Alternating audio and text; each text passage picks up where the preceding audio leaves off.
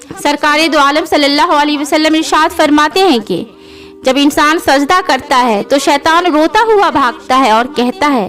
افسوس انسان کو سجدہ کا حکم ہوا، اس نے سجدہ کر لیا اور اس کو جنت ملی، مجھے سجدہ کا حکم ہوا میں نے انکار کیا اور مجھے جہنم ملی۔ اگر آپ چاہتے ہیں کہ شیطان آپ سے دور ہو جائے، اگر آپ چاہتے ہیں کہ شیطان کے شر سے محفوظ رہیں تو آج ہی سے نماز شروع کر دیجئے۔